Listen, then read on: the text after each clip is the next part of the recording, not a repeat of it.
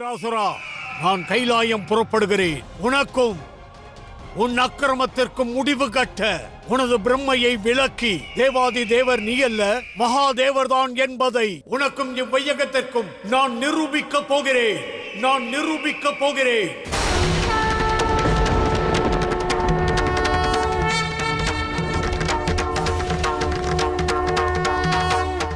வேண்டாம், நில் ஜிம்பராசுரா.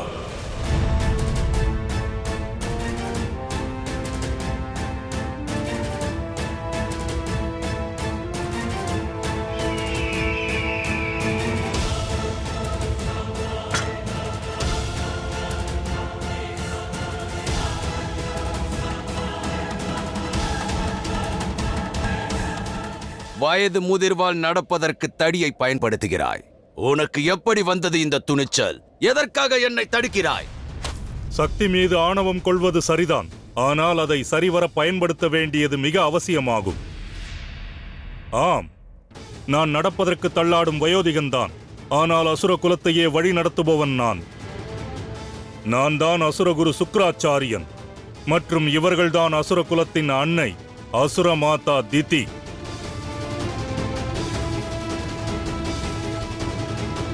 ஓஹோ,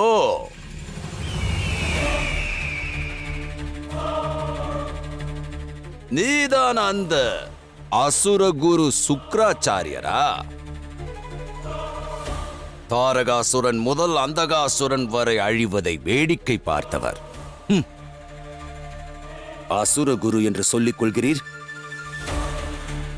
அதோடு தாங்கள் தங்களுடைய குலம் அழிந்து விட்டதே என்று கண்ணீர் சிந்துவதை விடுத்து இங்கும் அங்கும் அலைந்து கொண்டிருக்கிறீர்கள். தாங்கள் எவ்விதத்தில் அசுர மாதாவாகி விடுவீர்கள்? கருவறையில் கருவை சுமக்கும் போது அனைத்து அன்னையும் அமைதியாகத்தான் இருப்பாள். ஆனால் அதே கருவறை நிர்மூலமாகிவிட்டது என்றால் அமைதியாக இருக்கும் அதே அன்னை தனது பொறுமையை இழந்து குரோதம் கொண்டு வஞ்சம் தீர்க்க வேண்டும் என்று எண்ணுவாள். தன் குழந்தைக்கு நிகராக அனைவரையும் குழந்தையாக எண்ணுவாள். என்னை பொறுத்தவரை இப்போது நீதான் அந்த குழந்தை. யாருடனும் இணைந்து யுத்தம் புரிய நான் தயாராக இல்லை.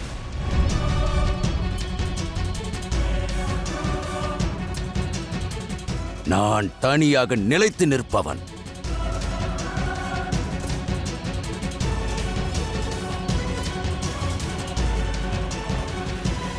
சற்று பொறுமகனே, உன் வாழ்க்கையில் உனக்கு அன்னையின் அன்பு கிடைக்கவில்லை என்று கூறினார்கள். எந்த தாய்மை கிடைக்காமல் இதுநாள் வரை நீ வஞ்சிக்கப்பட்டாயோ அந்த தாய்மை உன்னிடம் தானாக வந்துள்ளது. என்னை உனது அன்னையாக ஏற்றுக்கொள். நீ எனது மகனாக மாறிவிடு.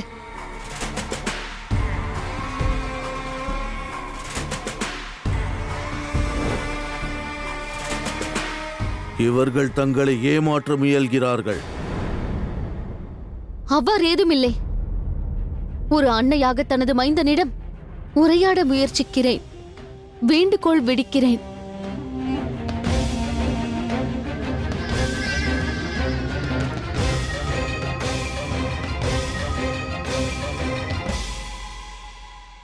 சிறு வயதில் எனது அன்னை என்னை உறங்க வைக்க இனிமையாக தாலாட்டு பாடுவார்கள்.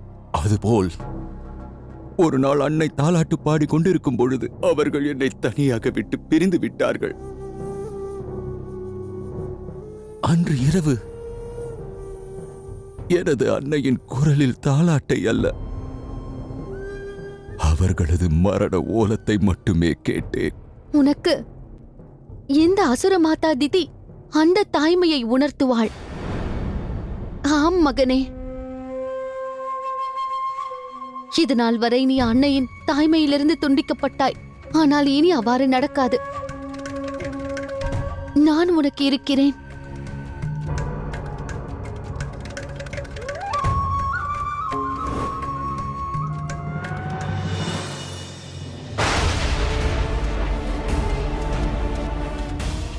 என்னாயிற்று மகாதேவா? தாங்கள் தற்போது கூறிய அந்த அசுர நாயகன் மிகவும் சக்தி படைத்தவனா? அல்லது அண்ட சராசரத்திற்கும் ஏதேனும் பேராபத்து வந்துள்ளதா? அல்லது வேறேதேனும் விஷயமா மகாதேவா? எதுவாயினும் கூறுங்கள். கார்த்திகேயா, நீ கைலாயம் விடுத்து புறப்படுவதற்கான சமயம் நெருங்கிவிட்டது.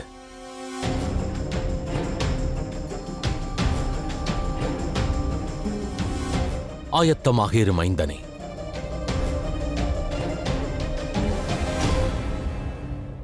தாங்கள் என்ன கூறுகிறீர்கள்?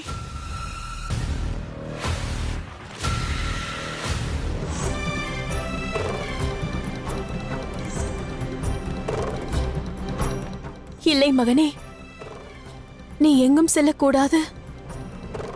உன் அன்னை என்னால் உன்னை பிரிந்து வாழ முடியாதென்று அறிவாய் அல்லவா? நீ உன் அன்னையை பிரிந்து எங்கும் செல்லக்கூடாது.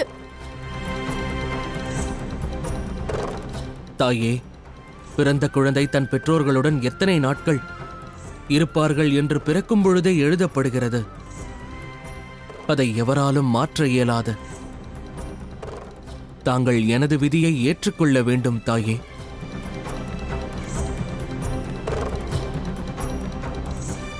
ஆனால் இதற்கு பின்னால் இருக்கும் உத்தேசத்தை தந்தை கூறிவிட்டால் மகிழ்ச்சியாக இருக்கும்.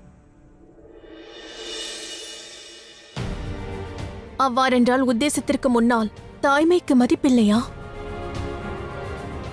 நான் என் மைந்தனை பிரிந்து வாழ வேண்டுமா?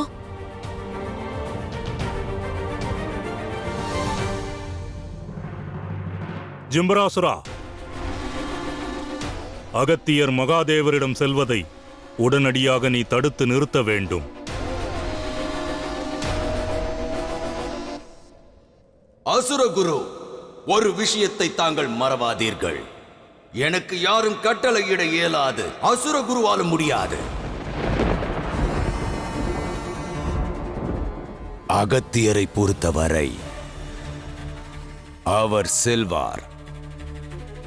மகாதேவரை காண அவசியம் செல்வார்.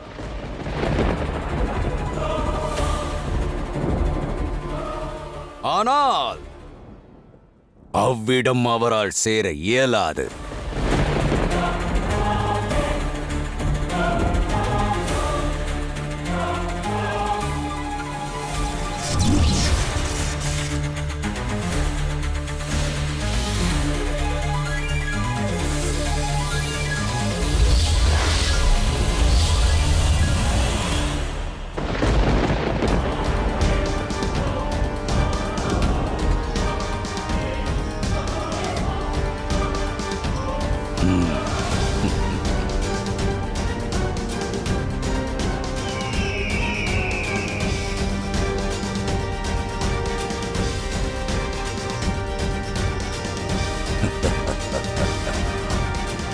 எவர் மனதில் சிவன் இருக்கிறாரோ அவரை எவராலும் ஏதும் செய்ய இயலாது.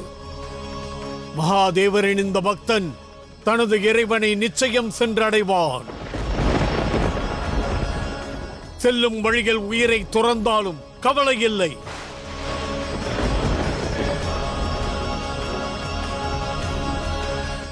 இன்று உனக்கு சிவனின் மகிமை என்னவென்பதை நிரூபிப்பேன். அவர் பக்தர்களின் சக்தி என்னவென்பதை எடுத்துரைப்பேன்.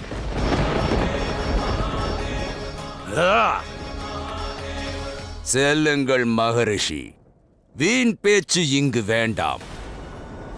கைலாயத்திற்கு தாங்கள் இப்பொழுது புறப்படலாம்.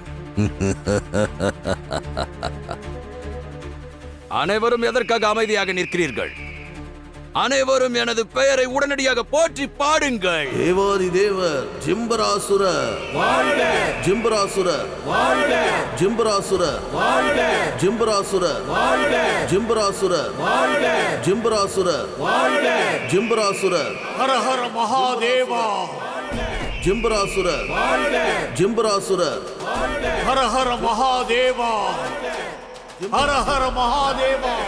ஜிம்பராசுரர் ஹர ஹர மகாதேவா! ஜிம்பராசுரர் வாழ்க!